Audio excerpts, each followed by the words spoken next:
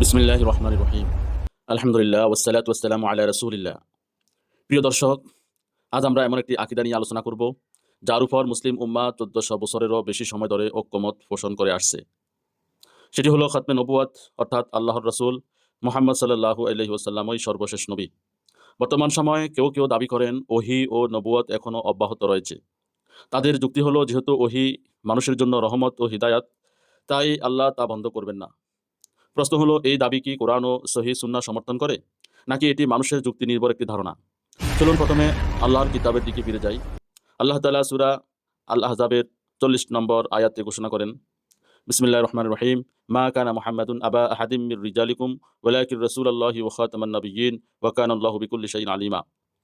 অর্থাৎ মুহাম্মদ সাল্লাল্লাহু আলাইহি সাল্লাম তোমাদের কোনো পুরুষের পিতা নন, বরং তিনি আল্লাহর রাসূল এবং নবীদের সর্বশেষ, আর আল্লাহ সর্ববিষয়ে সর্বজ্ঞ। এই আয়াতে খাতামান নাবিয়্যিন শব্দটি এসেছে।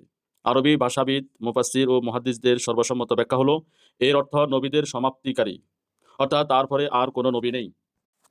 এবার আসি রাসূলুল্লাহ সাল্লাল্লাহু আলাইহি ওয়াসাল্লামের নিজের ভাষ্যের দিকে। তিনি বলেছেন, ওয়া আনা খাতামুন নাবিয়্যিন লা নাবিয়্যা বাদি, অর্থাৎ আমি সর্বশেষ নবী, আমার পরে আর কোনো নবী নেই। সহিহ মুসলিম শরীফ হাদিস নাম্বার 2286। এখানে শুধু খাতামুন নাবিয়্যিন বলেই থেমে যাননি, বরং সম্ভাব্য সব ভুল ব্যাখ্যা দূর করতে স্পষ্ট করে বলেছেন, লা নাবিয়্যা বাদি, আমার পরে কোনো নবী নেই। আরেকটি বিখ্যাত হাদিসে তিনি বলেছেন, ইন্না মাসালি ওয়া মাসালাল আম্বিয়া মিন ক্বাবলি, সংক্ষেপে, ফা আনাল লাবিনাতু ওয়া আনা খাতামুন নাবিয়্যিন। হাদিসটির অর্থ হলো, আমার এবং পূর্ববর্তী নবীদের দৃষ্টান্ত একটি সুদৃশ্য প্রাসাদের মতো, যেখানে একটি ইটের জায়গা খালি ছিল।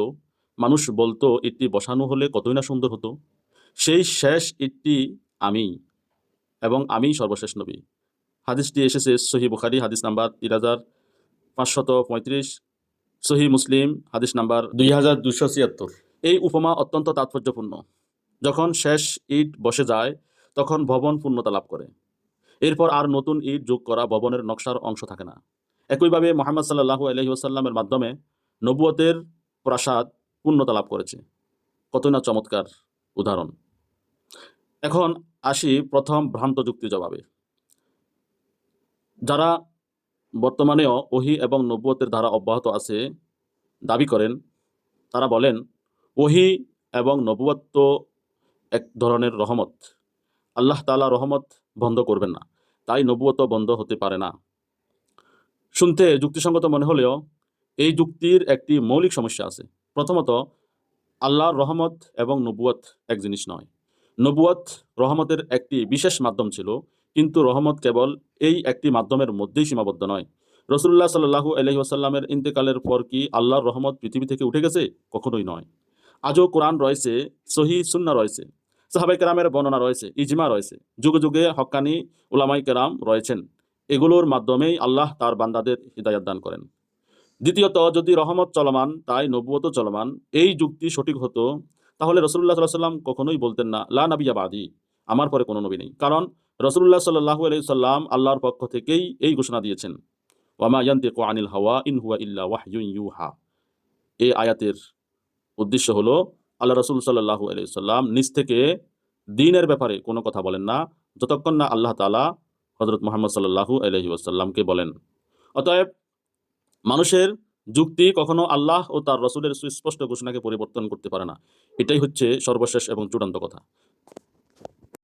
তৃতীয়ত, তাদের বক্তব্যের মধ্যে আরেকটি মৌলিক অসামঞ্জস্য রয়েছে। তারা বলেন, শুধু শরীয়ত বাহক অর্থাৎ তাশরিঈ নবুয়ত বন্ধ হয়েছে, কিন্তু শরীয়তবিহীন নবুয়ত ও ওহী এখনো অব্যাহত থাকতে পারে। কিন্তু প্রশ্ন হলো, যদি তাদের যুক্তির ভিত্তি হয় আল্লাহর রহমত ও হিদায়াত কখনো বন্ধ হয় না, তাই নবুয়তও বন্ধ হতে পারে না, তাহলে একই নীতির আলোকে শরীয়ত বাহক নবুয়তকেও অব্যাহত থাকার কথা।